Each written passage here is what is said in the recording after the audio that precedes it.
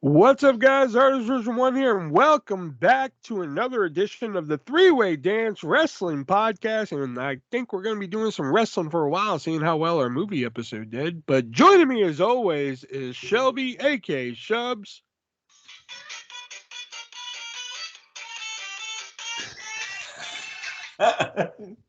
Hi, Do I even want to know? it's my new ringtone. And joining me, as always, is he's sorry, he's just thinking of the right words to say, Nick. I'm gonna hate myself for not fucking figuring out what this lyric is. What's up, everybody? Fuck's sake. Sorry, I'm just thinking of the right words to say. I know they I'll don't let sound the you way. There you go. plan them to be. And I get to walk away, I'll make you promise me. I promise you, I promise you, I will. Fuck. I know. Fuck. How damn it all. How did I not get that? I fucking. Because you suck, that's why. Depends what you're talking about when it comes to sucking, I guess. Giggity. Mm. All right, What kind of suck do you want to be? That's a different podcast. Join us next week on our new podcast. What kind of suck do you want to be? Yeah, that's the name of it. What kind of suck do you want to be? Or do you want to receive today? Yeah. We got a show for you here tonight. We are doing a retro pay-per-view review that I fucking hate more than anything now. I know how Nick and Shelby felt when we sat down and watched WoW Unleashed. Possibly, maybe even Backyard Dogs. Nah, it's kind of a different thing, but yeah. But we're going to be reviewing our first ever TNA retro pay-per-view review, that being Lockdown 2008. TNA. Oh, Jesus. And we're going to be debuting a new game here, kind of a take on the Name the Event game that we had a few weeks back, or a couple months back, I should say. yeah. Also, of course, it came from eBay, the 3-word dance. And, of course, before we get to all that, we got to talk about some news, and we have a few more news topics than usual. So let's start with this. With the draft that just happened, well, you know what? Let's start with the draft. Okay. Let's just kind of just go over the draft a little bit here. The draft just happened. They split the rosters, put some new people on the roster, called up some NXT people. Any thoughts on where people ended up, good or bad? I don't really A even portion know. of this is what's up my ass. All right, then we'll skip that then. Yeah. So then I'll go to the other first thing I was going to start with. That being, there is talk in WWE of going back to Raw and SmackDown only pay-per-views. Ugh.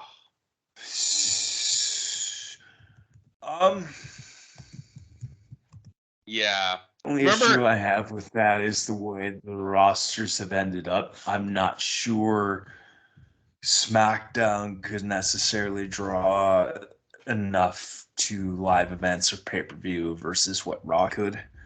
So I don't think in the long run it would be a good idea to do so. Yeah, I mean, remember when they got rid of them the last time? I think it was Backlash was like the first one, and they did that fucking stupid song, the Best of Both Worlds song. That was a great song. That was fucking horrid. Oh my god, I have that on my fucking Apple Music, man. That's great. It was so cringe. I must have blocked that out of my memory because I don't know what the fuck that is. It was like 2018 when they fucking decided to because the brand only pay-per-views were like tanking. They decided, oh shit, I guess we gotta fucking just put everybody on the shows instead. So it was fucking hilarious. But I mean, it didn't work last time. It kind of worked in the early 2000s when they did it the first time. I don't see it work. And it creates too many pay-per-views. I mean, if they do that, right? Every single episode we do is going to be a fucking pay-per-view review. And I don't mind that, but I'd rather watch some older shit than the new stuff. Huh. Okay. Moving over to AEW.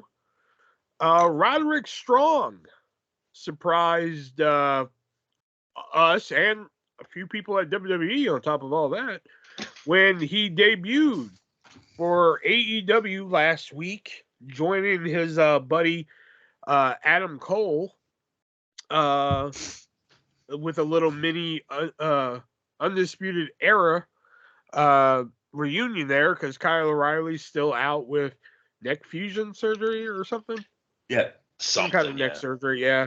And, Bobby Fish just, took his magical bridge burning lighter and burned every bridge possible. So thoughts on Roderick Strong and AEW? What do you think, I just hope Shelby? he doesn't get lost in the shuffle. Oh, he's going to get lost in the shuffle. And here's the thing. The Undisputed Era reunion didn't work the first time in AEW. Don't try and do it with Cole and Roderick Strong. If you're going to really do anything with them, have Roddy screw Adam Cole when he has the match with Jericho and make it into a feud and then just be done with it from there. Well, but let me throw this out there. To be fair, it was working the first time. It was just either A, Adam Cole got hurt, and B, Bobby Fish, you said I don't think it was working. They were not as impressive as they were in the first round. Hold on a minute. There's talk that AEW Collision, the new Saturday show, which will feature CM Punk, how it's going to be a brand split. They're already saying that on Dynamite, it's going to be the Elite and the Blackpool Combat Club as the anchors of that brand. What if this actually happens, we have Collision, and your anchors of said brand are CM Punk, FTR, Adam Cole, Bebe, and Roderick Strong? I don't think Adam Cole's going to leave his buddies. You can shift Kyle O'Reilly in there. You can shift whoever if he comes in there. Back. I don't know. Oh. It's just it's done. It's been done for a long time. It's like ECW, They tried to bring it back how many times? Done if they had gone with Undisputed Grimes. Fuck off with your Undisputed Grimes. You might as well have the name now. I mean, there's nobody there anyway. Just Hit Grimes. Hit Grimes. Like I said the other day, that would be Grimes even and more Hit Roll on the strange. same brand. Give me Hit Grimes. That'd be even more strange. Cameron Grimes is just rapping. Cameron Grimes is just rapping. I'm gonna take Hit Row straight to the moon. Speaking of AEW, this fucking news story I was reading the article and I had to stop reading it because of just how inane it was. Maybe you guys have heard about it, but there was a segment on AEW where Jericho was attacking Adam Cole. And of course, we all know Adam Cole is dating Dr. Britt Baker, DMD. So DMD runs out, and it was a setup for the Outcast, Saraya, Tony Storm, Ruby Riott, or Soho, whatever, to attack her. Well, in that attack, she ended up getting a black eye. I know where you're going with this. Yeah. So they used that to put Britt Baker's, black eye on a T-shirt. And apparently this T-shirt is getting some heat with, normies, I should say. Right. And the thing that's bothering me, I was reading this article, and it was just like, the Britt Baker T-shirt is causing some commotion, da-da-da-da. And it was like, here's what one person had to say. And it was just like, I don't like that AEW is supporting domestic violence. That's where I was done reading the article. Because I was just like, how the fuck is it supporting domestic violence? Here's the thing. What are you guys' thoughts on this? Here's the thing, ridiculous. Right? It's a T-shirt. You're walking down the street. T-shirt. You're walking down the street and you see a guy with a picture on his shirt of a woman with a black eye looking like she's about to cry. What the fuck are you going to think? Like, why did they put this shirt out? Okay, but hypothetically, okay? Let's say I am dating Dr. Britt Baker, DMD, and I do punch her in the face and give her a black eye just for shiggles. How dumb would I have to be to put that on a T-shirt and go out in public with it? There are some very dumb, very stupid, very fucked up people in this world. I don't see, like, who's gonna buy this shirt? Do you really want to wear a picture or a shirt that has a picture of a girl with a black eye? I mean, do I think it's a fucking tasteful T-shirt? Probably No. not. Do I think it's a shirt that like promotes domestic violence? Fuck no. I don't know. I think you're grasping at straws at that point. It really does not put a good image out there, because most people aren't gonna fucking know who the hell that is, and they're not gonna understand what that T-shirt is all about. I mean, if I see that T-shirt, I'm just gonna be like, great, somebody's girlfriend doesn't know how to listen. Oh, We do not joke about that. jeez. Jesus Christ. Fuck. No, but in all seriousness, no, but like when I read that article, they're just like, I don't like that they're promoting domestic violence. I'm like, that just fucking just triggered me so much, because I'm just like, nowhere on the shirt does it say like I was hit at home. Yeah. Nowhere on there does it promote that. Nowhere on there does it say that this woman was hit at home. It was a domestic violence. Obviously that's not what they're. I did not listen to my boyfriend. I did not take out the garbage. None of that shit's on this T-shirt. Obviously, they did not make it for that intent.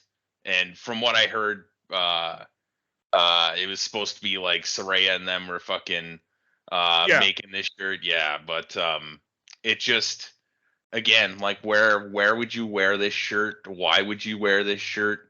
Who's gonna buy it? Like, I mean, the only place that's acceptable to wear this T-shirt is a Walmart. Why? Yeah, people Walmart, dude. Yeah, people wear weird shit at Walmart. I've seen worse at Walmart. I don't think it's acceptable to wear it anywhere, but it doesn't promote a good image. And what if a little kid sees it? What are they gonna fucking think? Probably because they have no fucking idea. They're gonna They're gonna think, great, that bitch doesn't know how to listen. Oh, Nick, what are your thoughts? It's probably not the best thing to release on a T-shirt, but anybody who's a fan of AEW is gonna know what it is. So I'm kind of just like, well, it is what it is, I guess. I can't see why they thought this was a good idea. I really can't see why. And you look at all of the... Here's the thing, though. Bloody Britt Baker on a T-shirt, A-okay, but not Black Eye Britt Baker. Well, she's wearing wrestling gear in a wrestling ring. This one, it looks like she just fucking went up to the mirror after her husband beat the shit out of her and took a fucking selfie for proof later. I think that there's a difference. No, because the Bloody Britt Baker one, they don't show the wrestling ring, to be fair. The wrestling gear, yes.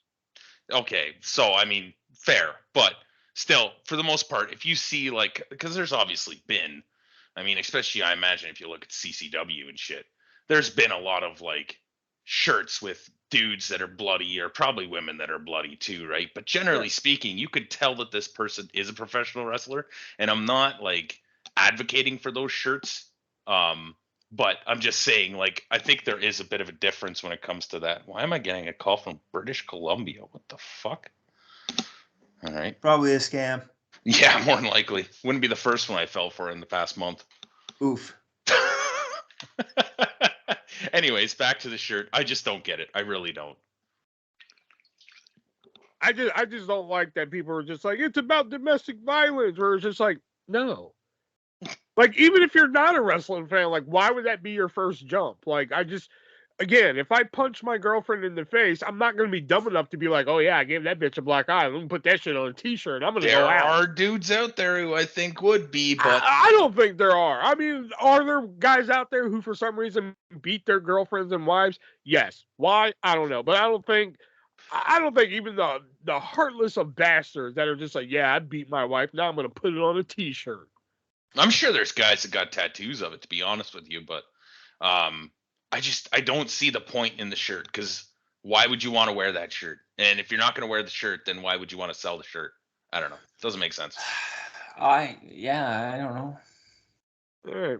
There's a lot of things AEW does that don't make any sense. Yeah, it doesn't make sense. Yeah, that's a fair point. I mean, the shirt made, hell of an impact. Hey, speaking of impact, Impact has a new person on their roster, and Fuck. there's actually somebody who walked out of WWE. No, not Sasha Banks, but it is actually Trinity. Trinity joined the ranks of Impact, which I didn't have that one on my bingo card. Thoughts on Trinity joining Impact? I could give a fuck less. All right, Yeah. moving on. Yeah. Coming in. Oh, okay. Here's a good one I want to talk about or hear you guys' thoughts on. But Chavo Guerrero in the news. He has come out and kind of like lost his shit a little bit. He is tired of WWE / Rey Mysterio, quote unquote, prostituting the name of Eddie Guerrero. And his quote was just like, I'm sorry that nobody knows who Rey Mysterio Sr. is. But, essentially just, why stop using the Eddie Guerrero name because nobody knows who your family is. That was essentially his quote. Thoughts? So I heard this is a bit of a work. Yeah, it was a work because he came out after saying it was a work. Does ring a little true because, I mean, think about it. Since Eddie Guerrero died, how many times has Rey Mysterio mentioned his name? Goddamn, like, anytime Mysterio needs to be relevant. Yeah. Which is all the time. Anytime that like he feels like, I don't know, it's like every fucking promo, or at least once a month he's fucking mentioning it, right? So I mean there's that, and I can't remember where else I was going with this, but it is just a great heel thing for fucking Chavo to do as well. Yeah, I didn't know it was a work. When did it become a work?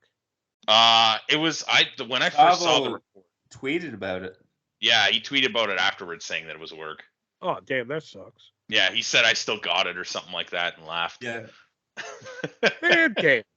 I thought it was for real. Shit. But I mean, like, and here's the other thing too, right? I mean, everybody knows that Eddie and Benoit were always great friends. And I'm not going to say that Eddie and Ray weren't, but were Eddie and Ray as close as like Ray always says that they were? I think so. Yeah, I don't know, because like I've always heard that Eddie and Benoit were really close, and when fucking Eddie died, Benoit was like fucking distraught, right? Because I think they both kind of were like a little outcasty, kind of in a way. Yeah. So, but yeah, I don't know. I thought it was a great fucking. I thought people losing their shit on it was even better. But it's true. He fucking uses his name all the time. True. Yeah. But I just love that, like, he won the world title because Eddie died. Let's be honest. I know. I did find that weird how, like, they're just like, oh, Eddie died, Ray, we're so sorry. Here's a world title. And they're like, fuck off, Chavo. Yeah. We're going to put you in a match against Triple H, and then you're going to lose. You get nothing, Chavo. But Ray, we're so sorry. Yeah. I mean, I think Ray was the better wrestler in general. Like, Chavo's good and everything, but I don't think he was, I don't know. Different kind of wrestler, I suppose. Next up here. Oh, I only got 2 stories left to write. Oh yeah. So then we'll go with this. Dark Side of the Ring. We mentioned this a few weeks ago, where they only had about 3 episodes listed that they were doing. Well, they released the entire 10-episode season of all the episodes they're doing. Of course, they mentioned Chris Candido and Tammy Sitch, Abdullah the Butcher, Bam Bam Bigelow, but now they've also added the Graham family. Bash at the Beach 2000, which that's probably the one I'm most looking forward to. What else have they added? I should have wrote them down. That probably would have helped. Oh, let me rock a wiki real quick. Unless somebody else gets to it before me. Dark Side of the Ring. Season 4. There we go. All right. So the episodes are Chris Candido and Tammy Sitch, like mentioned. Mm-hmm. Damn it. Hold on. That a damn thing ain't showing me. Oh, here we go.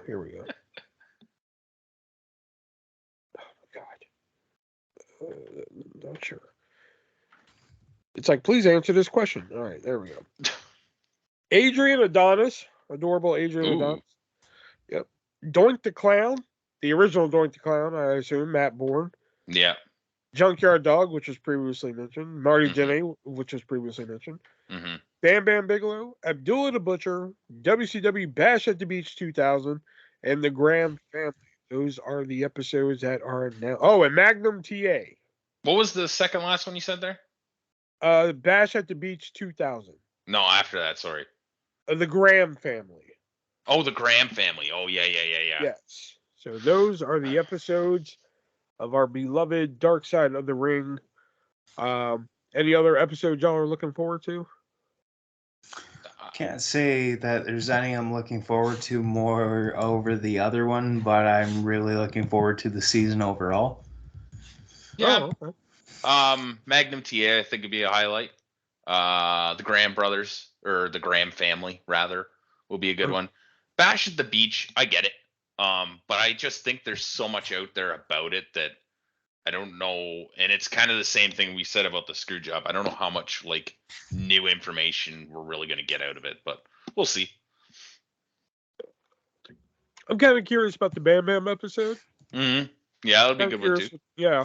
And I think Abdullah will be good too. Even if you don't like Abdullah, I think he had an interesting career between like the time he spent in Puerto Rico and Japan and all the crazy riots he was like a part of, and just I don't know if they're going to get into Bruiser Brody at all, but I guess they already did Bruiser Brody, so there's no real point in getting into it. But so they're going to show me how we can't wrestle in different countries. Sweet, awesome. It's fantastic. And I just had it. I was just looking at it. That Junkyard. Oh yeah, the Marty Jannetty one, which we hear is insane. Junkyard Dog will be good too, because like he totally changed when he went to the WWF. Really? Yeah, like he used to be very fit. He was never really a good worker, but like because of the fans and the fan base they had in Mid-South, he was like over as all hell, which I think is why Vince McMahon really picked him up, right? But then when he got to the WWF, I don't know if it was Jake or who it was, but he got introduced to Coke, and that was like pretty much it for Junkyard Dog. That's why he got fat. Got into drugs. I thought you meant like he was like a sheep herder type of guy, like he was like hardcore, and then like No. He was character. just he was like he wasn't a family character in Mid-South by any means, but he was just more aggressive and just more over, and he never got to that fame again, which is sad. Yeah. All right. And the final thing I want to talk here is a couple weeks ago, Triple H unveiled a brand new World Heavyweight title, brand new look and everything. Thoughts on the look of it? I don't mind it. It looks awful. I actually don't mind it. It could be a lot worse. Yeah. But I will say, it's kind of grown on me a little bit. It looks more like something you would want to win than the Big W. I don't know. I think the Big W looks like looks better than this. I mean, the one that Triple H unveiled looks like something that you would make in 2K. Yeah, it does, because that they have to and not in a positive way. They have to put that stupid fucking W on the center still, and it's like it's silver instead of gold, and it's so off-putting the way that it's centered on there. It's just I don't know. They could have made that W smaller. They definitely could have. They could have put it like smaller and higher up. It's like they said, okay, take the old World Heavyweight title and make that W like Braun Breaker's breaking through it. Just make the old world title and just put a big W on the center of it. That's branding. But it could be worse. You're right about that. It could be worse. It could have, the fucking title just could have been the letter W, just on a red belt for Raw. Yeah. Or like no, like like the W, but just like without like the leather strap, just tied to two strings. So it's more like a necklace. Yeah, I don't like the look. When I saw it, I was like, oh no. Yeah. No. I was live, I think, on YouTube when I saw it. I was just like, oh no. No, no, no, no. What are we going to do with this? I sent it to you guys right away when I saw it. Yeah. I was like, no. All right, so that was the news this week. We are going to move on to our games we like to play here. It came from eBay and the 3-word dance. It would probably help if I had my eBay notebook. There we go. Nah. Oh, there's the bell. Yeah, I know. I have so much shit over here. Now I'm going to get my score pad. If I can find it. So, oh, it was already on the score. Hey, what do you know? All right. So the way it came from eBay works for all one new listener here. I give these guys 3 different wrestling related items that I find on eBay, and they have to figure out which one is the most expensive of the 3. So here we go. The first one being WWE black, green, and red poker chips. These are a set of 100 poker chips. They have the WWE logo on them. Or is it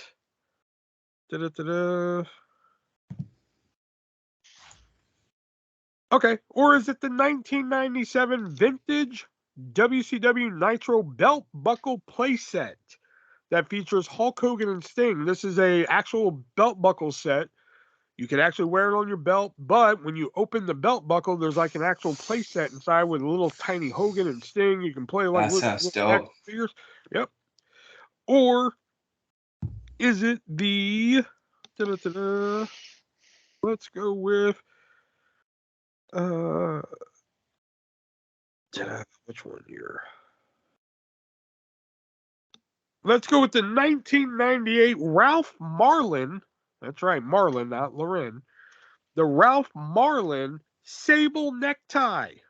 It is a necktie that features Shelby's favorite wrestler, Sable, on the necktie there. Which one of these 3 are going for the most expensive price on eBay? The play set. Playset. I'm going to be different here and go with the necktie. No points. Really? You were actually looking for the poker chips, which are going for the price of $60. How many poker chips was there? 100. Oh, okay. 100. I missed that. Yeah. All right, your next 3 are. It is Santa with muscles on Laserdisc. This is a Hulk Hogan movie where he actually plays Santa, but he has muscles. Isn't that the one that you always wanted us to review, Nick? No, fucking 3 Ninjas. No. Oh, 3 Ninjas, High Noon, and Mega Mountain. Yeah. Yeah. So is it Santa with Muppets muscles from space. on Laserdisc, or is it the WCW Nitro Grill can koozie? This is a can koozie that features the Nitro Grill logo that, of course, was a restaurant featured inside the Excalibur Casino and Hotel. Or is it the Go Funk Yourself XPW t-shirt size XXL? Which one of these 3 are going for the most expensive price on eBay? The XPW t-shirt. Santa with muscles disc. Points. Shelby. Damn it. The Santa with Muscles Laserdisc, which I didn't even know they put this movie on Laserdisc, is going for the price of $79.99. Wow. Yep. All right, and your last 3 here. Let's go with. All right. Is it the 1985 Rockin' Wrestling Battle of the Bands children's book? This is a children's book that was based on the Hulk Hogan animated show. This also comes with stickers. Ooh. Yeah. Or is it the 1985 Hulk Hogan workout cassette tape? This is a full-length cassette tape that has a workout with Hulk Hogan guiding you the whole way. or is it? Let's go with. Yeah, let's go with the Thunder in Paradise, which was a TV show starring Hulk Hogan. The Thunder in Paradise TV soundtrack. And on top of all that, the soundtrack comes with a poster. Which one of these three are going for the most expensive price on eBay? Thunder in Paradise soundtrack. Battle of the Bands children's book. See, I would have thought that. You see, if I were playing this game, I would have thought that too, Nick. But Shelby, point. Because that book is actually going for the price of $99. That's too expensive. Of course. Mm-hmm. Yeah. Now we're going to move on to our other game we like to play here, the 3-word dance. Where we're supposed to give each other 3 words that relate to a wrestler and see if we can make the connection. So I'm still going through my backlog here. So let me see what my first one is. The only bad thing was my backlog. I don't have a lot of bullshit ones. Okay. Your first one is pretty. Oh, wait. Tyler Breeze. No. Hold on. I don't remember why I wrote the second word, which I hate when that happens. Okay. All right. We'll go to a different one. Your 3 words are domicile, negro, leader.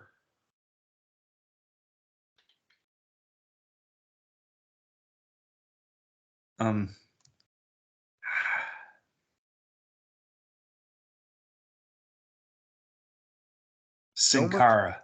No. Hint. Fuck. All right.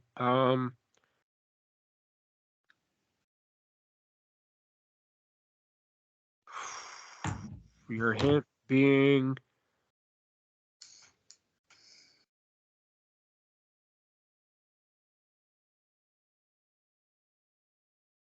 oh fuck. What can I say?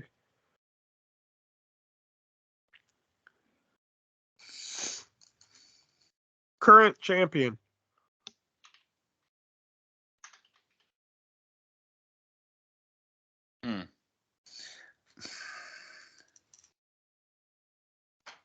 Malachi Black. Damn it. Ah. Domicile, another word for home. Negro is Spanish for black. Leader, he's the Fuck. leader of House of Black. That was a completely fucking random guess. I'm sitting here all like, what in the fuck are you talking about? That was a good one. Jesus Christ. Yeah. All right. My first 3. I think mine are going to go pretty easy tonight. Chain, money, glory. John Cena. Nope. Dusty Rhodes. Nope. Bobby Roode. Bobby Roode is correct. Off the chain, money he's known for, and glorious.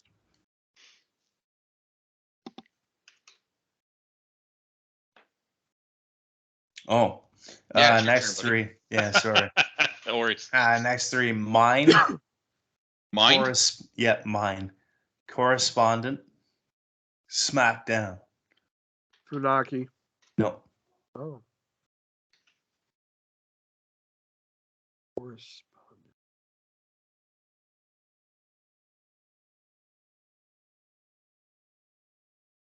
Blind correspondent SmackDown.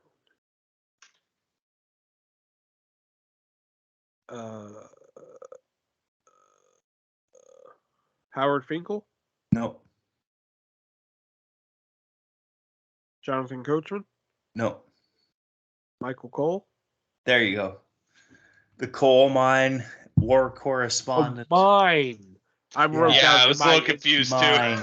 I wrote down MIND. Oh fuck. Yeah, Oops. I did too. No, that was mine. So mine correspondent, the war correspondent, the coal mine, SmackDown, where he's been head commentator for most of his career.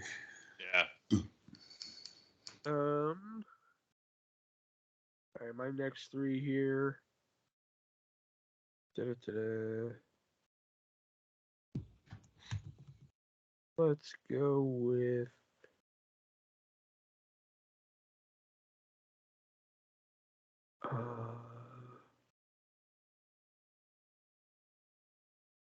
okay.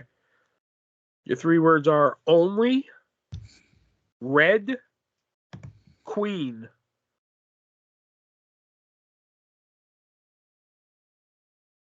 Shayna Charlotte Flair, Baszler, No and no. Mandy Rose, No. Fabulous Moolah, No. Santina Morella, No. Charmel, No. Sonny, No. Sable, No. Trish, No. Lita, No. Stacy, No. Stacy Carter, No. Jazz, Dixie Carter, No and no. Roxy Laveau, No. Hint, Alistair Black. Julia Hart, No. Zelina Selena Vega. Vega. There you go. Ah, Only, she was fired for doing OnlyFans. Red, she had the red in her hair for a bit. Queen, Zelina. I thought it was Twitch that she was fired for. Oh, Either way, I heard OnlyFans. same difference, basically. Well, not really. No, it is, OnlyFans because is porn. it's Twitch is like third-party video content. games. Yeah, there's a difference though. No, but it's still third-party content, which is what it's stipulated as. I guess. OnlyFans isn't porn. If you think OnlyFans is porn, then you should probably check out your definition of porn there, pal. It mostly is. It's not even the softest of softcore sometimes. I haven't seen anything that isn't, but anyways. Okay. My next 3. Big. Great. Jobber. BG James. BG James is correct. Fuck. All right, my last 3. Make. Stink. Joey Prince. Janela. No. Oh. What was the last one? Make, Stink, and Prince. Finn Balor? No.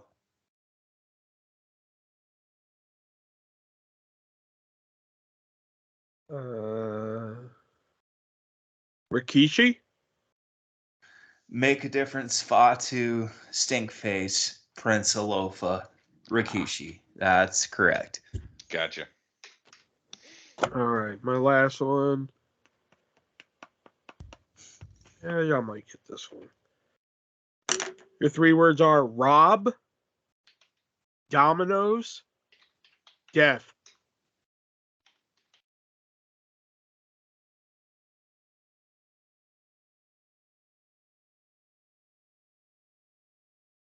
Rob, Dominoes, Death.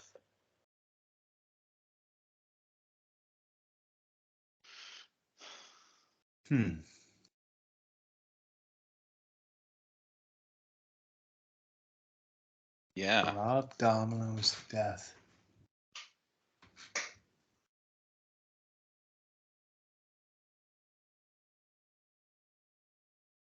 Rob, Dominoes, and Death. Fuck, I have no clue. Hint. Your hint being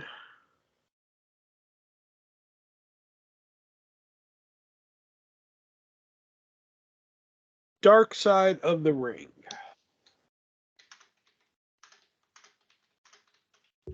Jake Roberts? No. RDD. Owen Hart? No. Herb Abrams? No. Brian Pillman? No.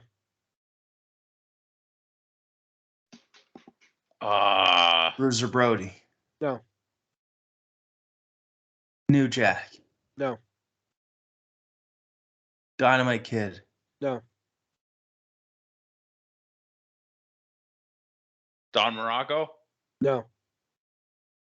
Jimmy Snuka? No. The fuck Chris is the other one? Benoit? No.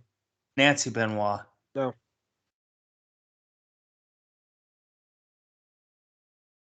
Bam Bam Bigelow. Rob. Nope. Canyon. Rob. Nope. Rob. Domino's. Def. Oh, what the fuck is his name? I could picture his face. Can't picture the name. Well, I'll leave that to you then, because I fucking have nothing. Oh, fuck. I hate it when that happens. Dino Bravo. No. Dino Hernandez. No. Rob Domino's dead. Randy Savage. No. Elizabeth. No. Big Boss Man. No, No. that wasn't China. No. Luna Vachon. No. John Carrot Dog. No. Still got, then yeah, we got nothing. Fuck it. Yeah, fuck it. I'm giving this one to you. Nick Gage. Fuck. I didn't watch that episode. Rob Domino's because he Pizza. Robbed the bank. robbed the bank, the Domino's ad on AEW, and Def, he does the MDK, murder, death, kill. I was thinking death matches in general. Oh, yeah, Yeah. that could work too. Yeah. All right, my last three. Maple, Windsor, Muscle. Petey Williams. Petey Pete Williams. Williams is correct. My last three. Commentator. Dom West. Sing. Eh. Day. Aiden English. Fuck. You saw That right through that. was good. I don't have to explain that one. No. All right, those were our games, or main games, I should say, we like to play here. And now we move on to one of our newest segments we have here, and that is we like to find out what bothers Nick, because Nick has become a very bitter person on this podcast, and lately there's been something up his ass. So, Nick, What's up your ass? The whole bullshit behind the WWE draft and the free agency. If people can negotiate their own contracts to be on free agency, then why doesn't the entire roster just be like, oh, I'm going to negotiate that I'm a free agent, pal? Well, like It's the some of the names that stupidest are free fucking agents. shit. Some of the You names have- that are free agents are ridiculous. The only one that should have been a free agent after this draft, and I don't count Brock Lesnar, is fucking Baron Corbin.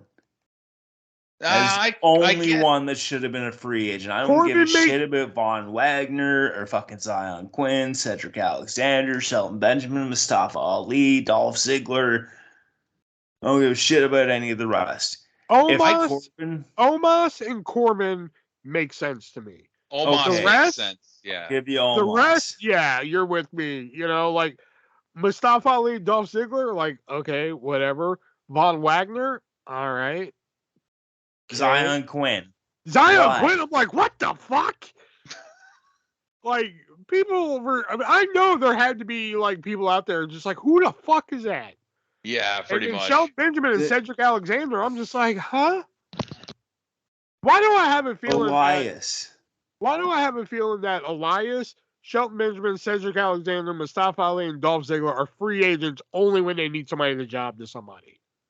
Yeah, it makes I'm sense. sure that's the case. Or they're getting fucking let go soon.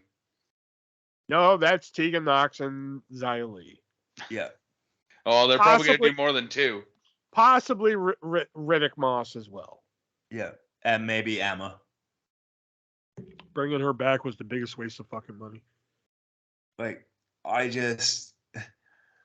the free agency itself, though, basically makes the draft look stupid because it makes the rest of your roster look stupid when they could have all just been like, I want to appear on both shows. The whole draft looked fucking stupid anyway. Who was making these actual picks? I heard it was all basically fucking former wrestlers like JBL, Hall of RVD. Famers. Yeah, so, but where are they getting this? Because they're not obviously choosing these people, No. so who the fuck's choosing them? And why the fuck aren't they out there doing the picks? Exactly. And why do like certain people get to fucking bring their friends with them as well? It just none of it makes sense. Nope. And I knew it wouldn't anyway, but Fuck, you know. RVD was reading this card upside down. Overall, I the heard about free that. agency portion of it pissed me off. The whole draft pissed me off. Bonehead fucking decisions. I hate the fact that Bianca Belair's fucking year plus reign is going to be ended as Raw Women's Champion because of a fucking title swap. Fuck, like I just said, the whole draft was fucking shit. And that's what's up my ass. But Tamina Snuka's going to be on SmackDown now. She might as well be fired. Yeah, there you go. But Dana Brooke's going to stay on Raw. Also, might as well be fired. Yeah. The Way is coming back to Raw. Without Austin Theory, so it doesn't make any sense. But do we really need him? Don't need the Way. We do not need the Way. It was a dumb fucking name for a stable anyway. But they have to show you the way. They don't know the way. It's They all got fucking let go at one point. But that's the point. That's the way. Getting fired. No. Theory and Indy were never let go. Okay, but like fucking Gargano and like the two main ones basically. Three main ones. Loomis? Loomis was let go. Yeah, I just wasn't sure if he was part of the group. I know he was like fucking around with them for I think he was like de facto in the group. So. All right, so that was what was up Nick's ass this week, and we are gonna, unfortunately, move on to our review of Lockdown. But before we get the Lockdown, got to give a shout out to our sponsor here, the great people over at MoviesAreUSA.net, where you can head on over and find yourself some hard-to-find TV shows and movies that have either never been released on Blu-ray or are either hard to find on Blu-ray. And they'll put those on Blu-ray and DVD for you by request for movies only, unfortunately not for TV shows. And they'll put them on there for a great reasonable price. And if that price just isn't reasonable enough for you, you can use our checkout code, that being 3-way, and you can save yourself 50% on your purchase. Spend over $50 and get yourself free shipping. But if you don't want to spend that much, only $5 shipping. And he ships $5. $5, man. Not a lot. Not a lot of things these days. Will buy you. You can't get a lot of shit for $5 these days. No. So, and if you want it even quicker than his quick shipping, $7.50. So an extra $2.50, you'll get it there even quicker. Almost over 3,500 titles to choose from. Don't want to go out to the theater to watch Scream 6 if it's still playing. I'm sure it is. That's a thing. Yeah. Don't want to get Paramount Plus. Don't want another streaming service to pay for. Just head on over to MoviesAreUSA.net. You can get it right now with our checkout code for $10 on Blu-ray. Crystal clear picture, great quality. And if it's not great quality, let them know. We'll send you another one on the house. You know? Hell yeah. But international listeners, we haven't forgotten about you. Canada. We have almost triple the viewership in Canada than we do in the United States. Yeah. That a bitch. I think like our Canadian listenership is like 60-something%, and like America is like 26, something like that. Fuck yeah. I know, right? But international, we haven't forgotten about you. You guys can also use MoviesAreUSA.net, but unfortunately, that spend $50, get free shipping, that trick doesn't work for you. Unfortunately, it is expensive to send out of the country and overseas, but you can still use that checkout code 3-way and save yourself 50% on your purchase. Great titles to choose from. You can get The Last of Us Season 1, which me and Shelby still got to do that podcast. I mean, you can get, what else we got over here? I'm looking at some MoviesAreUSA.net shit right now. You can get Lucha Underground, the complete series. Whole lot of good stuff you can choose from here. So head on over to MoviesAreUSA.net. Use that checkout. It'll come in handy with the writer's strike, the Writers Guild strike. There you go. Yeah, the writers are on strike, so you're not going to be. Which I don't get the writers guild. Head on over to MoviesAreUSA.net. today. I don't get the writer's strike when it comes to shit. Like, they're like, okay, all the late night talk shows are going dark. I'm just like, somebody like a Jimmy Fallon, who's, a very talented person when he wants to be. I don't understand why he can't just come out and just improv a show. Yeah, that's where I'm like, he I can should be understand, able like, to do that. Stephen exactly. Colbert should be able to do that. Jimmy Kimmel was the same way. Isn't that what's his name did? Conan O'Brien the one time? When they had a writer's strike? Oh, didn't he he went come on out and strike do his too? own? Yeah, I think so. Did he? Oh, okay. I'm pretty Back sure in he didn't. 2008. I don't think he went out and did like fucking improv, but I think he wrote the show himself. Oh, okay. Something like that. Yeah. But like, I just don't understand how, like, I can understand shows like Saturday Night Live going down due to the writer's strike. Yeah, that makes sense because that's a bit different, right? Yeah, but like, I don't understand how, like, Jimmy Kimmel, who's a talented comedian, Jimmy Fallon, Stephen Colbert, they can't just come out and Seth Meyers. Yeah. All right. Join us next week on the Writers Guild Strike edition of our. If we're up, we know so much about that. Our writers might be on strike next week. So there's gonna be a lot of star writers. Yeah. I feel like striking every day. That's why we got to give Shelby breaks. That's right. That's why I'm the goddamn princess in this bitch. Yeah. Water breaks. Many water breaks. All right. So here it is. Lockdown. Oh, Jesus. Lockdown. No water was broken. Lockdown 2008 from, what was it, Lowell, Massachusetts, I think they said. Mike Tenay, Don West calling the show, which they did like this little opening bit where Jeremy Borash and Don West were like in the crowd talking to the fans and everything. And like right beyond Don West, there was a sign that said Don West is a god. But I was like, he ain't wrong. Yeah. Nope. And then they had JB in the crowd, like, who are you gonna, like, he's asking fans, like, who do you think's gonna win tonight? And there was a guy there with like a Triple H shirt, just decked out and everything. He refused to ask that guy anything. I didn't Found notice that kind of funny.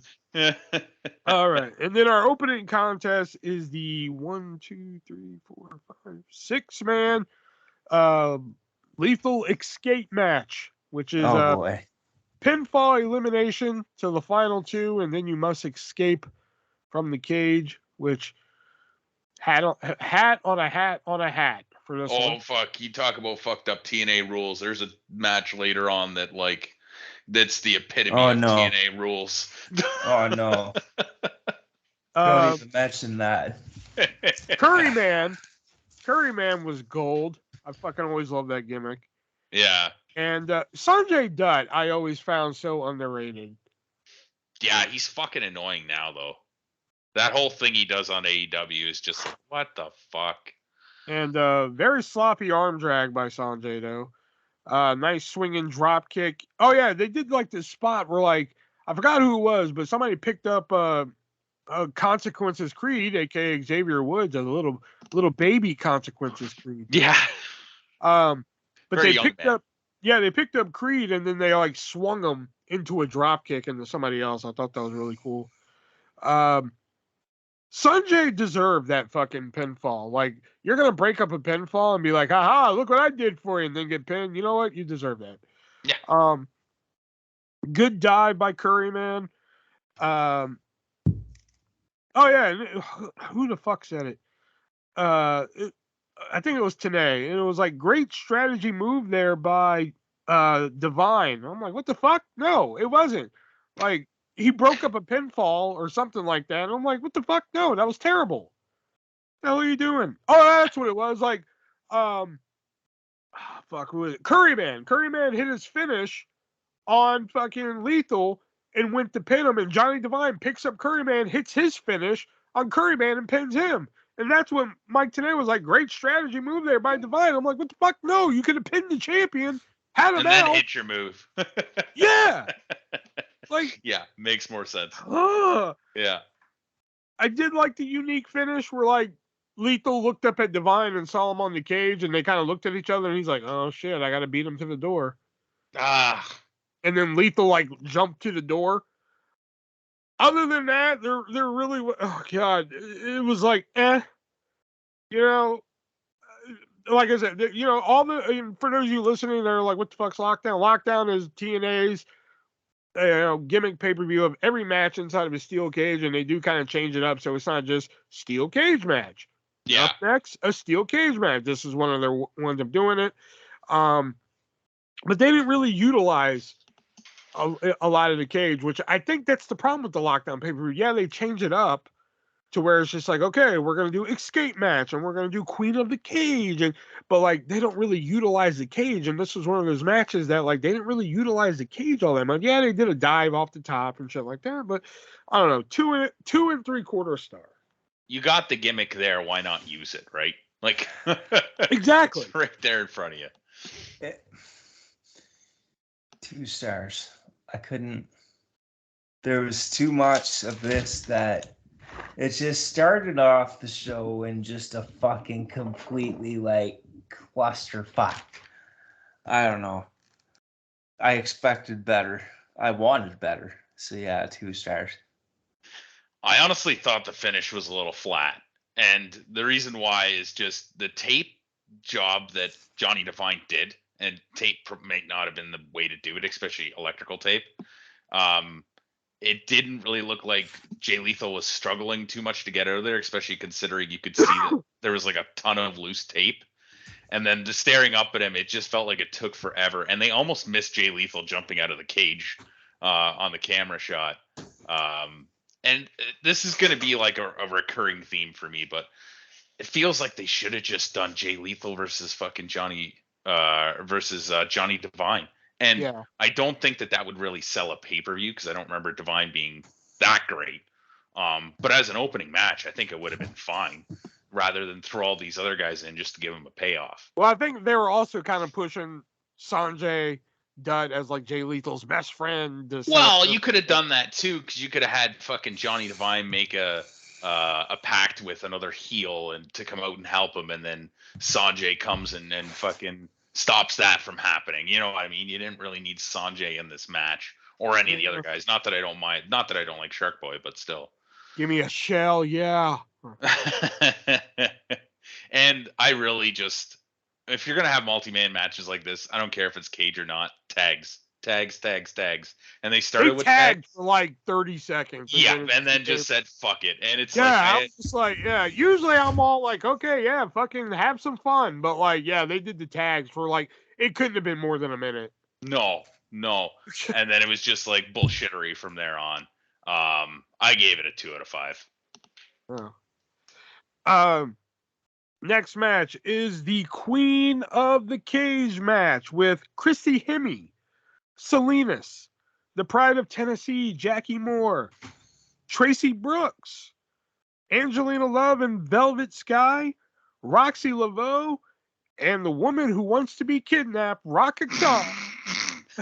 She wants to sue everybody, apparently. By the way, did you hear about this lawsuit she's bringing on and how many people are involved in it? Yeah, The Miz, The Rock, fucking Home Depot. People who are dead, apparently. Chris Benoit, yeah.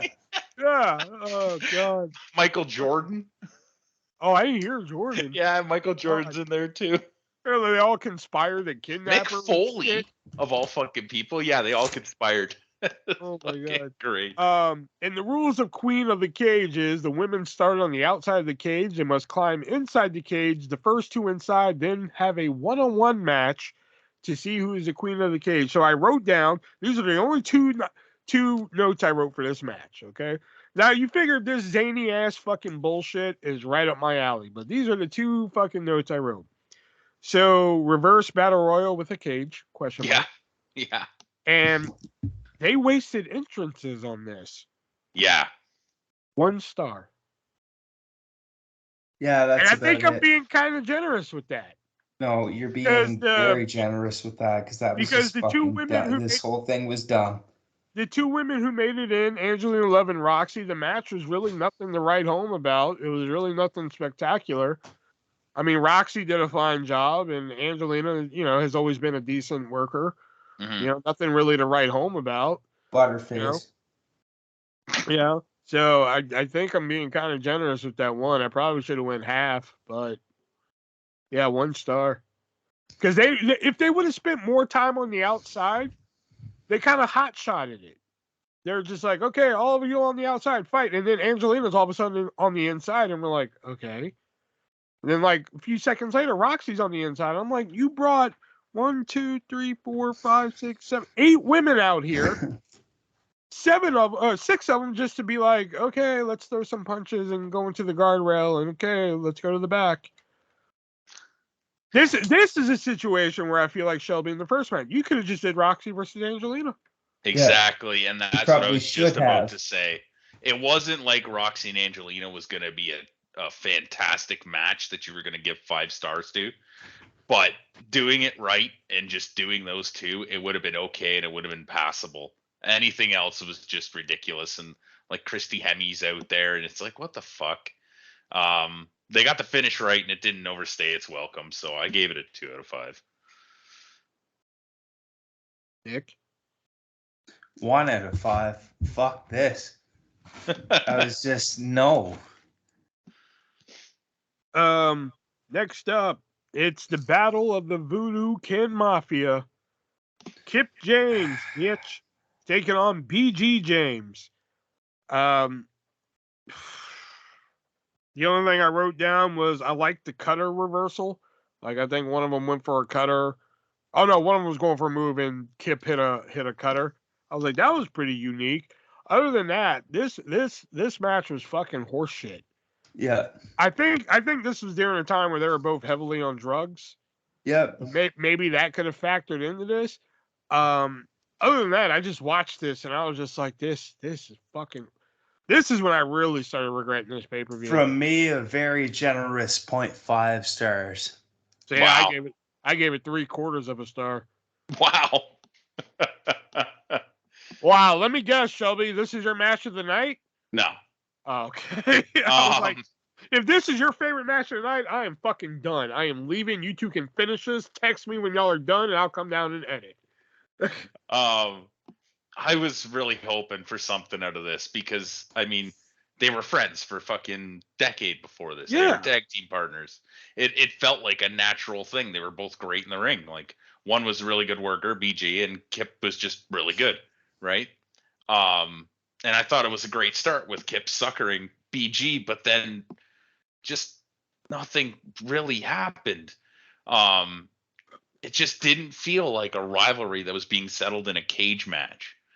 And the finish came out of nowhere too. I don't remember if this was one of the matches. I think it was. I swear to God, just about every match on this fucking pay-per-view ended in some form of roll-up. Because I'm pretty sure this one ended in a schoolboy, and I think the next one did too. It was just, there was a lot of roll-ups and no real finishes on this fucking show. Well, the next match couldn't have ended in a roll-up. Oh, no, I guess not, yeah. But there was a lot of them. There were a couple, and then maybe even the match before this did. But I gave it a very generous 2 out of 5. Fuck. Yeah. Are you kidding? He got me with the sucker punch. It was a great way to start it. Damn it, Shelby, you suck. Wow, what the fuck? Well, at least it wasn't his match of the night, because that's where when I said 3/4 of a star, and he was like, "Wow," I was like, "Wow, this is his match of the fucking night, isn't it?" Well, like, anything that gets like less than 1 star for me has to be offensive, and I didn't find this match to be offensive. It just wasn't. I mean, it wasn't offensive to me. It was just like it was just fucking boring. It was just like you could have removed the cage, and it would have been the same fucking match, even though they did use the cage at one point. Yeah, they did. That's true. You know, it would have been the same fucking thing. Yeah. And you're right. There was like no heat to it. No. You know, the crowd didn't give a fuck either. And I think this is like the only match where like nobody was like cheering or chanting or anything. This match just was like dead in the water from the get-go. So, coming up next though is a 6-team or 8-team something. 8. I don't know. There's 12 guys. 12 guys. So 16. 16, yeah. 6-team cage match, but it is unique. It is cuffed in the cage, where the object is to handcuff all the other teams to the cage. But the main story going into this is that Eric Young is terrified of monsters. Am And I the only one who didn't understand what the rules were until Scott Steiner got fucking chained to the cage? well, it's called cuffed in the cage. So I mean, I didn't hear that at all, and I was like, I understood they were like the rules, and I'm like, well, this is fucking stupid. they were like trying to explain it. I'm like, what the fuck? but again, this was another one that it just this one I probably would have liked more if they gave it time. They just hot-shotted everything. Like, ding, ding, ding, the bell rings, and oh, fuck, Steiner, all cuffed. They're like, okay, what the fuck? Like, draw it out some. You know? But like I said, the main story going into this was Eric Young being afraid of Black Rain, which I'll fall on this fucking sword to this day. I enjoyed the Black Rain character. Yeah. Dustin Rhodes was fucking coked out of his mind or drugged out of his mind during this time. But I always liked the Black Rain character. You know? It was better than the original idea they had for him in TNA. What was that? They were going to paint him silver and call him platinum. Actually, that would have probably been good. You know? Like, that's not a joke. That was originally their idea. I believe you. You know? And then we see Super Eric come out, teaming with fucking Kaz. Plus the other teams in there, the Rock and Rave Infection, which, you know, looking back on that team, I kind of like them now. Mm-hmm. They were kind of annoying. R.I.P. Jimmy Rave. Yeah, they were kind of annoying, but looking at them now, like Jimmy Rave coming out, like, hello, New York City. They're in Massachusetts. Like, you just R-Truth them. Yeah, I was like, that's kind of fucking funny. Yeah, maybe that's where R-Truth got it from. But, like, again, if they would have just gave it time, like, this could have been kind of, like, goofy fun. Yeah, it's a hat on top of a hat, steel cage, handcuffs, and shit like that. I don't know why they went with the handcuffs. Like, I don't remember any story building this. No. But, you know, if they just would have, like, milked this out a little bit, like, fucking, oh, my God, you know, shit, let it play out a little bit, then get to Eric overcoming the monsters at the end, I probably would have had more fun with this. So for that, I have to give it 1 star. 1 star for me as well. Why did we have to do this? Yeah, I liked Scott Steiner coming out and telling everybody to fuck off. Like, he spent like a minute in the aisleway just telling fans to fuck off. Oh yeah, they kept putting the bleeps in. Yeah. Fuck off, fat boy. Again, this is another match that I think they just put too many people in this cage. This should have just been Super Eric and Kaz versus Black Rain and Relic. Yeah. They didn't need all the other guys. It was just pointless. And them being cuffed to the cage just gave a weird visual of these guys just standing there while people were fighting inside the ring. It didn't do it for me. I think this was my least favorite match on the show. I gave it a 1 out of 5. I mean, yeah, if you're going to put that many people in the cage and do that, I just think they just hot-shotted it. They just went too quick with it. Stretch it out some. Put some drama in there. Yeah, they put the drama with Eric and shit like that, but, like, you know, make it a little bit more competitive. If you're gonna go goofy bullshit, at least, like, stretch it out. It's hard to work in a ring and TNA had really big rings because of the design of them, but it's still hard to work in that ring with like 8 other guys standing against the ropes tied to the ring. Like, what are you gonna fucking do? You know, I know they managed to do some stuff, but just there were spots of the ring they couldn't even use because there's too much meat there. Yeah. You know, just too much. And we're going to get a little bit of improvement here. Mm-hmm. But next up is Awesome Kong and Raisha Saeed making her in-ring debut, a.k.a. Cheerleader Melissa. Taking on Gail Kim and ODB. And I said a little bit of improvement, but not a lot. This was still nothing right. And this is another match. This and Cuffed in the Cage, I didn't write a single fucking thing down. Because, like, I mean, there was nothing there. Yeah. Like, what the fuck am I gonna write? Like, you know, great, you know, wrist lock, you know, like, I was never really into the whole ODB thing. Never really got the one dirty bitch gimmick thing. I liked her back in the day. I mean, good for a good set of titties, but other than that, I never really got She the whole was thing. different. You didn't see girls like that back in that day, and I'll bet you that gimmick would be. I mean, that gimmick's kind of a thing in AEW. I would compare her to Nyla Rose a little bit. No, I mean, I guess Nyla Rose is transgender or something, but yeah, I would say that it's definitely more accepted now, and a little bit more common. Yeah. I don't know. This was just nothing to write home about. It was a tag team match on a cage. Again, you could have removed the cage and it'd been the same match, I think. Yeah. 1.25 star. 1.5 for me for the same reasons. There was nothing about this that really stood out. Didn't really have to be on the show. Could have been on Impact. 1.5.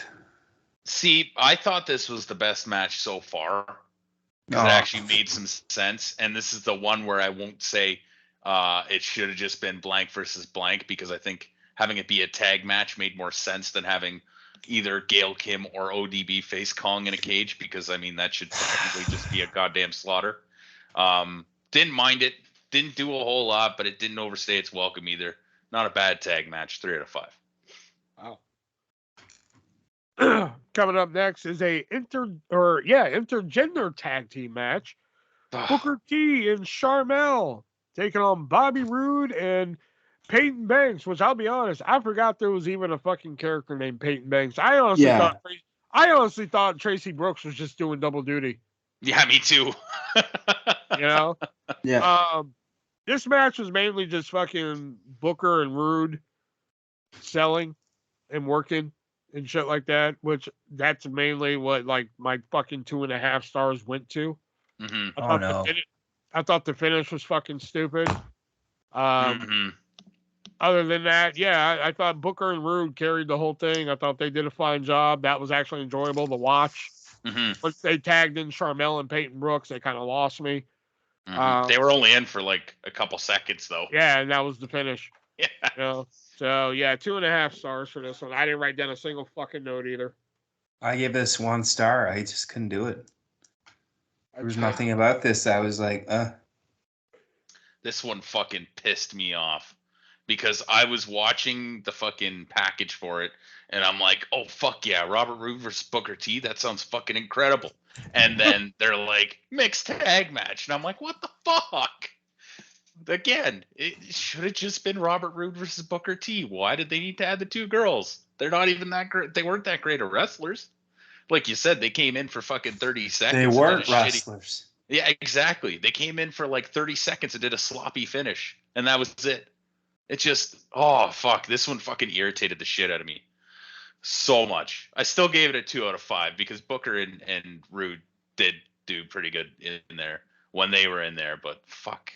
Could have been so much better. Yeah. And coming up next is the Lethal Lockdown. The Christian Coalition is no more. It will be Team Cage taking on Team Tomko. I love the sneak attack. I actually didn't see that coming. I was like, wow, they're starting it off with Tomko. Interesting. Because I expected it to be AJ. So that was pretty cool. I did like that. Mm-hmm. Like the Pele kick by Styles. That was good. Yeah. More heels need...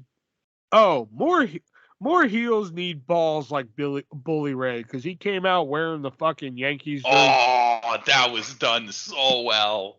And that was fucking incredible. You know, Bully Ray just has the fucking balls of like a fucking bull, man. Like, that's no the pun thing, intended. though. I don't think like a lot of modern day heels actually want to get booed anymore. They want to be the cool heel. And it's not like guys like CM Punk, even though he wasn't like a heel at the time. But when he came out in New York wearing the jersey of the guy who left to go to Toronto because that was his hometown, that was fucking great. You know, they booed the shit out of him and they were going to anyways. Nobody does this shit anymore. And he was the king at it too. Bully Ray was. Just, like those old ECW fucking shows. Like, oh, look at this girl sitting with her mom who taught her how to suck dick. You know, look at this fat fuck over here and like just... You know, they're so good. And that was just like a simple thing. He came out just wearing a Yankees jersey and fucking, close to Boston. That shit gets you shot there. Oh, fuck yeah, man. You know? So that's all. Like, more heels need to be like Bully Ray. Yeah, 100%.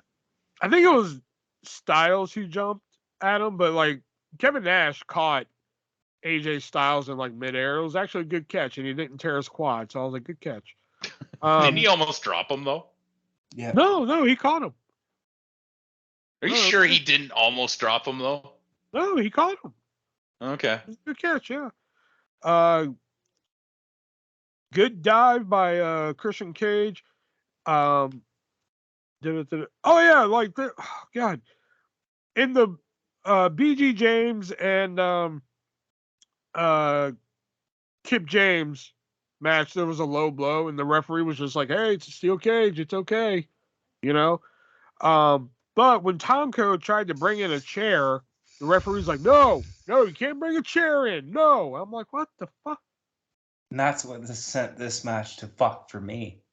Well, I guess like with the lethal lockdown, they're not supposed to use weapons until everybody's in the ring. Because they did make that kind of obvious when they lowered the fucking cage But roof it's and they had all uncensored, baby. weapons. No, it's lethal lockdown, baby. But the weapons, I don't know. It just, once the weapons got involved, you would think that's my fucking forte, and I'd be all over it. But it just seemed really, I guess, forced would be the best word for it. Just like the roof came down, and everybody's just like, "All right, grab something, go." You know, like it didn't seem natural. No. You know, it just seemed like, all right, the roof's down, everybody grab something. Okay, fucking let's go. Well, especially James Storm crawling up to the top. That wasn't natural either. Yeah, just so they could set up their little table spot and shit. Mind you, that table spot was like one of the most ridiculous things I've seen in a long time. On top of a fucking cage. Like, what the fuck? Yeah, I think they did one the year before, too. The year after with Hardy. That's what it is. Oh, okay. Because the year before was the electrified steel one, so. Oh, yeah. But, I don't know, it just, like I said, it just felt really forced. If they would have made it look more natural, like, oh, we're fighting. Oh, shit, let me grab a chair. Wham, hit you with the chair. Oh, more fighting. Let me grab a garbage can. Wham, hit you with the garbage can. You say that. The roof came down. Everybody grabbed a weapon and fucking they went to town. You say that, but like, there's a certain point in every fucking War Games match now for the NXT version, or WWE version, I guess now, where like entrances just start pulling fucking weapons out of the ring for no apparent reason other than the fact that it's now their turn to do it. So I don't know if there's really that much of a difference, but I don't know. But yeah, but that's what I'm saying though. Like, okay, so like a fucking, Jey Uso comes out, he grabs a table out from under the ring, throws it in the War Games cage, and then like he goes to town on whoever. All right, but then later on, that table gets used. It comes naturally. It's not just like, okay, I grab a table, I set it up right now, I throw fucking Kevin Owens to it, bam, all right, we're done. I guess. I don't know. I'm just not a big fan of like you work for that table spot. You know what I mean? You earn getting to see Kevin Owens go through that table. Whereas here, the roof comes down, everybody grabs a weapon, and everybody hits somebody with a weapon. You don't get to earn that. You know what I mean? I guess. That's what I'm saying here. Anyway, other than that, though, overall, it was still kind of enjoyable to watch, even though it was kind of a clusterfuck. 3.25 star. I give this, we're on Lethal Lockdown, yeah? Yeah. Yeah, 3 stars on this one. There's not really much I have to add. I at least was entertained versus the rest of the show up until this point. Exactly. Rhino getting the pin felt weird to me. It didn't feel like he was kind of weird too. Yeah. Like it should have been Christian, I would think, or maybe even Matt Morgan. I don't know, because he was kind of like the up and coming guy. Or Sting, but yeah, Rhino was like at least the second last person I would have guessed to get the pin. But it was okay. I think this is the first Lethal Lockdown match I've ever watched. It was 3 or 5. Wow, you like the weapons match? Holy shit! There wasn't a lot of weapons in it though, and to be honest, like that table spot on the cage was pretty ridiculous. Like it's not something I normally am into, but I've never seen anything quite like that. So I Oh, figured it's it was ridiculous in fun. a good way. Yeah, well, it was ridiculous in the fact that I've never seen it before. Oh If I wow. didn't see people going through tables every fucking day, then I'd probably give tables a little bit fucking more of a score too. But And next up is the main event: Samoa Joe challenging for his first ever TNA Impact title. Now I'll be honest. After I watched Lethal Lockdown, I was like, I can't watch any more of this fucking shitty pay-per-view. I can't do it, and I just never went back and watched it. So the main event's on y'all. So have fun. It's not. I didn't note a lot of this. And to be honest, like in the long run, when it comes down to it, I'm glad I didn't note a lot of this because it was very slow to me, very boring. Should have been better than what it was. Their past matches were better. Sure, Joe won. Sure, it was a good story and a good video package, which seemed to be a recurring theme throughout the night. Is that the video package was better than the matches themselves? 2.5 for this one. it wasn't just the video package on this one though. They made this a big deal.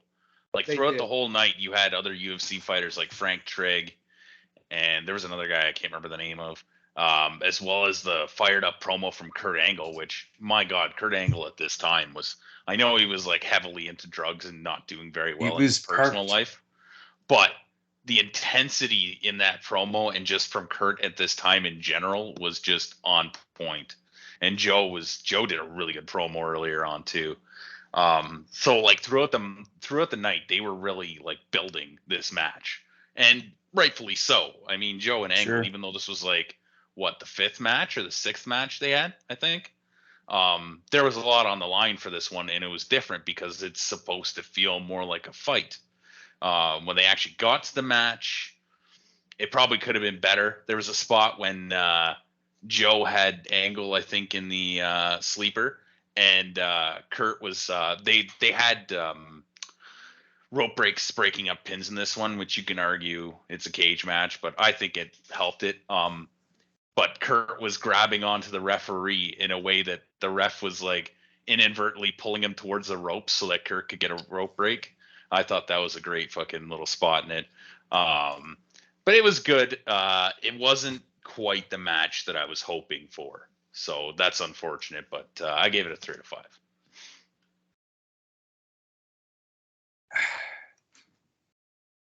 What do you think, Nick?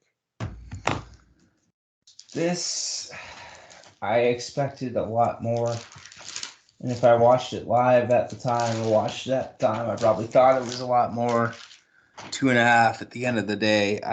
This was just nothing to write home about like it should have been. Okay. So that was the main event of Lockdown. So on a scale of 1 to 10, what do we give Lockdown 2008? 5. I gave it a 6. I went 3. I went 3. Wow. Yeah.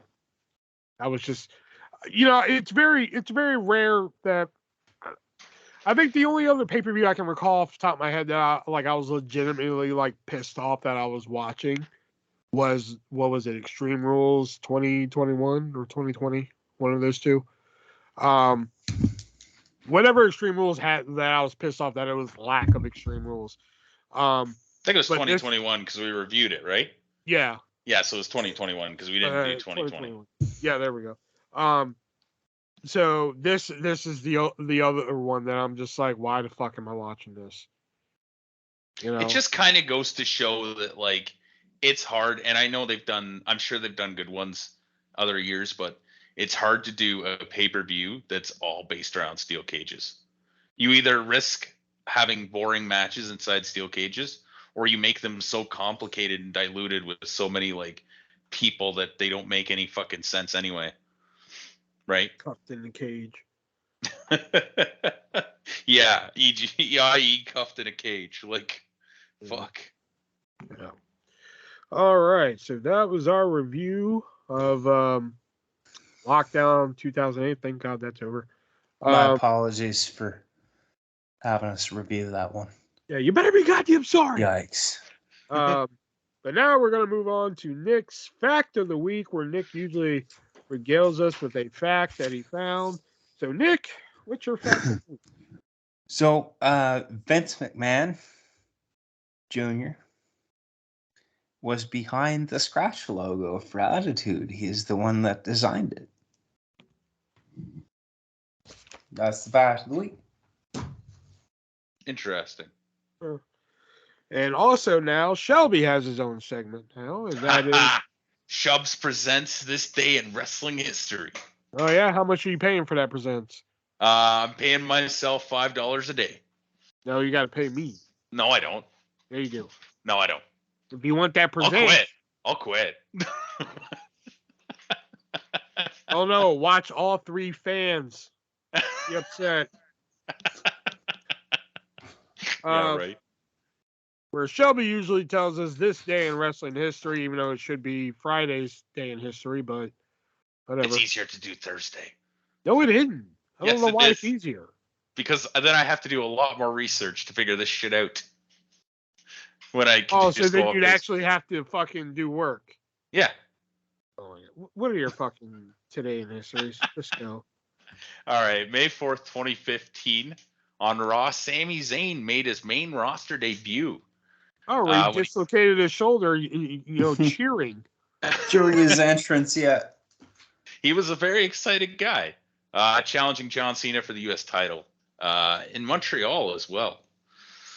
May 4th, 1981, the WWF announced that Killer Khan had broken Andre the Giant's ankle, which is huge because, nobody really even knocked Andre the Giant down.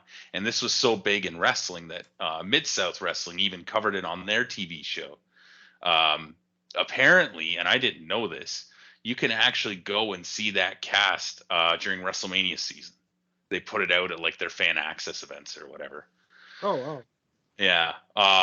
In reality, Andre had broken his ankle getting out of bed.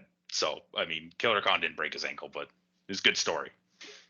And from earlier this week, May 2nd, which was Tuesday, 1994, in Harriman, Tennessee, Jake the Snake Roberts defeats the Dirty White Boy Tony Anthony to win the Smoky Mountain Wrestling Heavyweight title. The match would air 12 days later and was also the last appearance for Roberts in Smoky Mountain. He no-showed the events and didn't defend the title. Dirty White Boy was given the title back on July 5th. Well, shit. Yeah. Damn it, Jake. Yeah, he wasn't the best, especially back in that time when he was heavy into drugs. He wasn't the most reliable.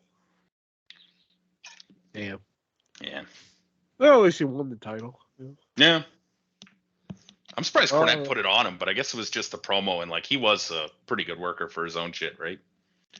Yeah. All right, now we're gonna move on to a new game that I just kind of whipped up here. To take on Name That Event. So how this is? I only have one of these. God damn it, Nick. You can literally just look up an event really quickly and go for it. I suppose. Yeah. So how this is going to work is I'm going to give you guys a year, and then I'm going to name certain things from an event. It could be people, it could be a match type, it could be a title, could be, an event that happened there. Who knows? It could be the place where, the city where it took place, all this stuff. And it's up to y'all to figure out where or what event it is. All right. So we're going to see how this works here tonight. So the year is 1990. The year is 1990. Scaffold.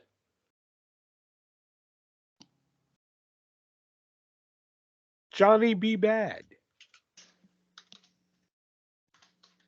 Barry Windham. Starcade? No. Are we allowed to make multiple guesses? Yes. Halloween Havoc. No.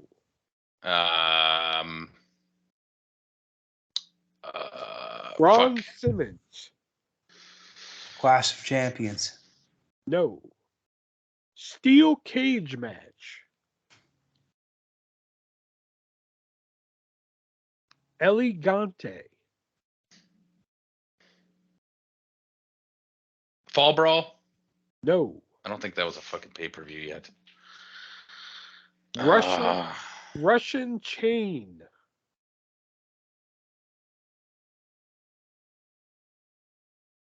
Starcade Halloween.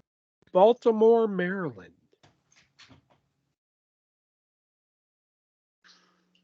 Tom Zink.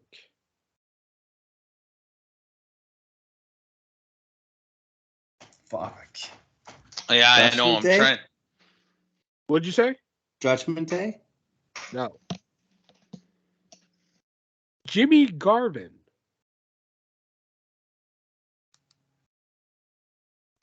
God damn it! Why am I not thinking of fucking WCW pay-per-views from the fucking 90s? Fall Brawl. I already No. said Fall Brawl. Spring Stampede. No. have- PN News. I have nothing. Bash at the Beach. No. No, I don't think that was a pay-per-view yet either. Capture the Flag. God damn it.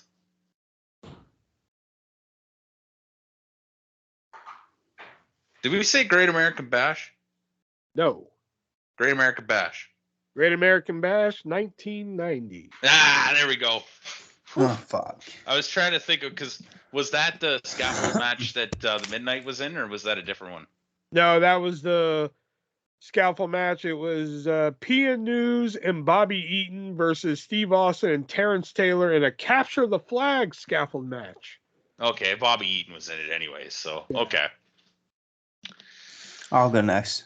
All right. Okay. All right, so Tank. WrestleMania Terminate. 31. Damn it, fuck.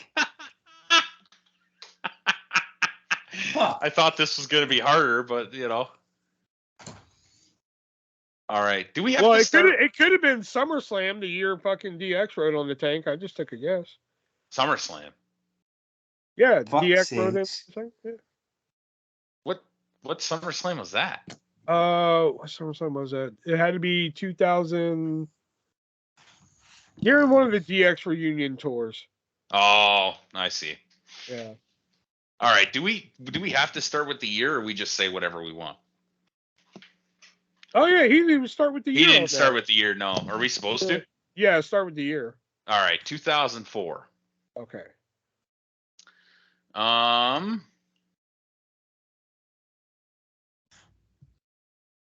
Hector Garza. Okay. Jeff Hardy. Victory Road? Fuck.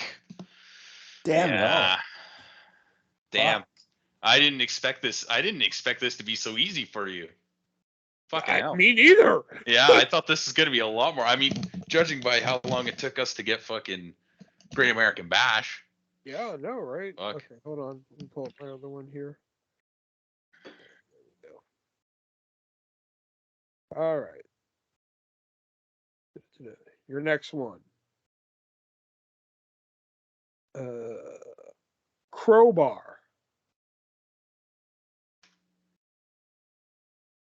Bunkhouse Brawl. Spring Stampede? Oh, I'm sorry. The year is 2000, by the way. Sorry. Yeah, that's okay. Not Spring Stampede, though? That's Spring Stampede. Yeah. Medeja.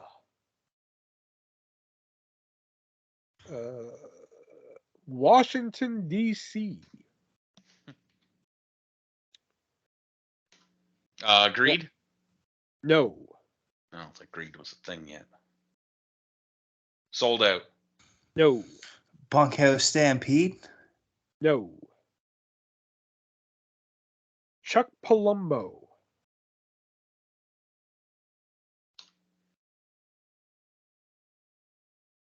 Lex Luger.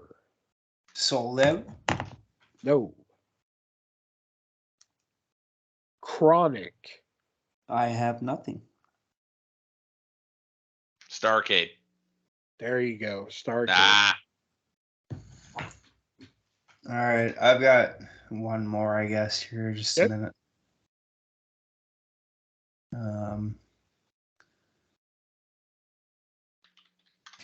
Well, I did have. What the fuck happened here? Fuck's sakes. Just a minute.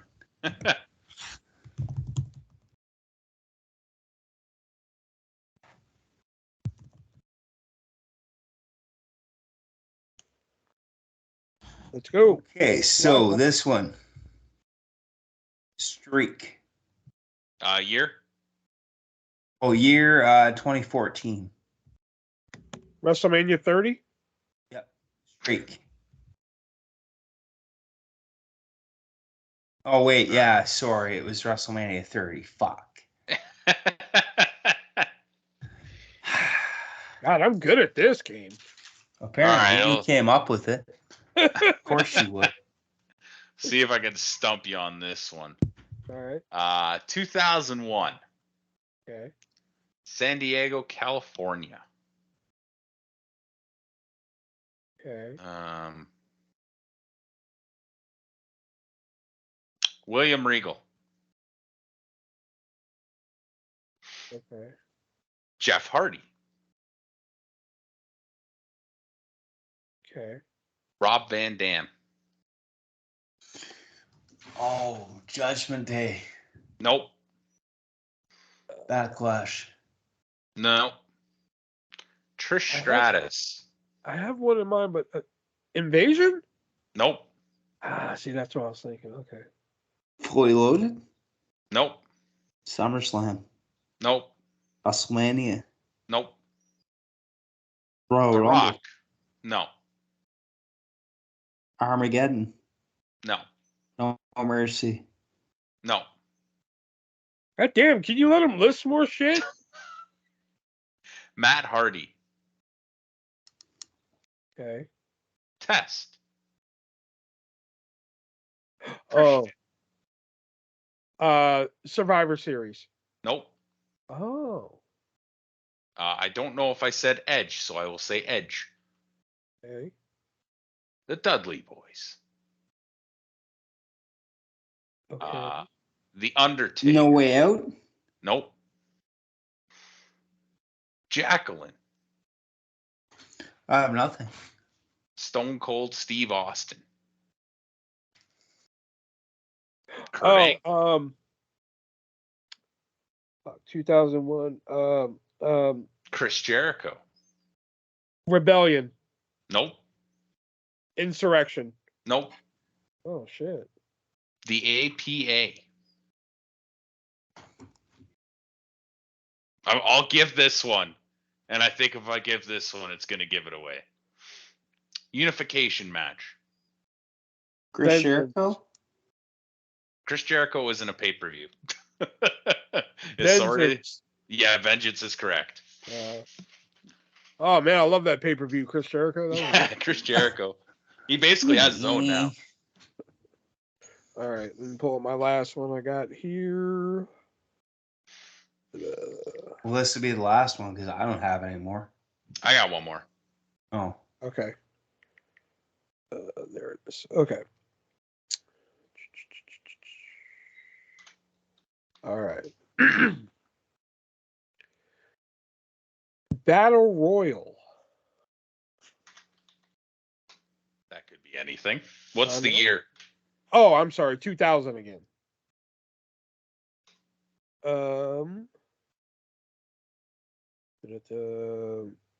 Mick Foley. Royal Rumble. No. No Way Out. No. WrestleMania. God damn it.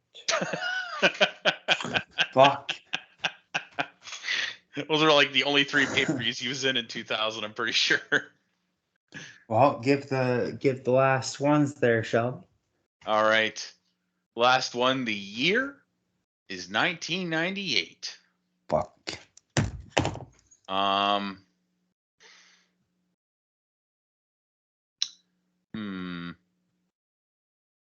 Fuck it. Gangrel. Judgment Day. Nope. Backlash. D'Lo Brown. Nope. Armageddon. Nope. Fully Loaded. Nope. X-Pac. SummerSlam. SummerSlam is correct. Damn. Yeah. Yeah, because you just listed every fucking pay-per-view, you know? Instead of you actually see every fucking listening to the pay-per-view. goddamn clue, you fucking sandwich-eating fuck. You sandwich Hey. eating fuck. Because I had a sandwich for dinner doesn't mean you have to attack that. Fuck you, I love sandwich for dinner. bitch. Ugh.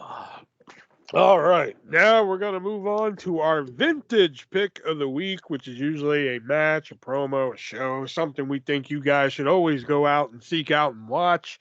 So, I was going to go to Nick for his vintage pick of the week, but I don't like his attitude. So, Shelby, what's your vintage pick of the week? That's goddamn right. And if I could find my vintage pick of the week, I would fucking tell you every piece of information I have about it if you give me Backlash 2000 Intercontinental Championship RVD versus Shelton Benjamin.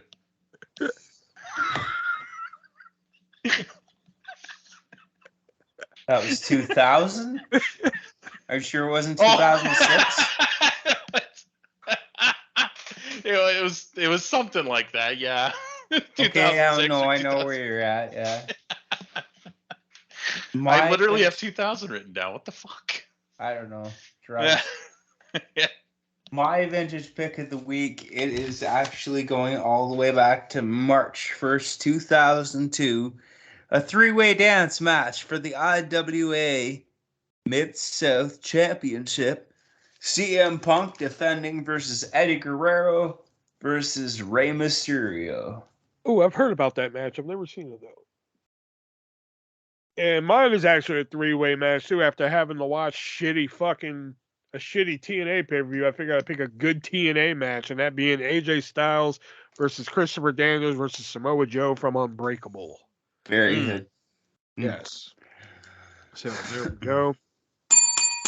There's the bell, so we know what that means. That signifies the end of the three-way dance wrestling podcast this week. Next week, we will be reviewing Backlash from San Juan, Puerto Rico. I think that was a Puerto Rican accent. I don't know. Close enough. Yeah, close enough. Where I believe they said I've heard rumors that they're trying to make Bad Bunny versus Damian Priest the main event. I hope so. Yeah. Should be. Really? Bad Bunny's your mainstream star. Like, I'm sorry, Brock Lesnar versus Cody Rhodes isn't a main event compared to Bad Bunny. I guess we'll see. And then the week after that, who knows? When's Double or Nothing? I don't know. June? Is it? I'm pretty sure. Because they're already setting up the pillars and all that shit. Oh, God. No, it's the end of May. It's the last weekend of May, May 28th. Okay, so we got another buffer week. All right. Yeah. Figure out something. Maybe we'll reach into the old grab bag of topics and we'll find something. You know? All right, so that's going to do it for us this week. Hopefully you guys enjoy this episode, because you sure as hell didn't enjoy last week's episode. The ones who listened, that is. You know. We did. We actually did. Well, no, because we were doing better on Amazon, Spotify, all those for a while, and then we actually got better on YouTube. But for a while, we were doing better on those than we were on YouTube. I was just like, damn, we should just quit. You know? I was like, Nick picked a horrible movie. I'm sorry. You picked a horrible movie, now you picked a horrible fucking pay-per-view. No more picks. No That's picks. fine. Actually, I think That's fine. I have two of my own segments, so whatever. That's true. That's true. You are kind of the star of this here podcast, even if I'm the princess. Yeah. Because you're all like, I need a break. We're like, no breaks. And you're like, then I'm leaving. We're like, fine, we'll take a break. You know, but all right, that's going to do it for us. We will see you guys next week when we review Backlash. So for Nick and Shelby, I'm the ArtistVersion1. And remember, be breezy.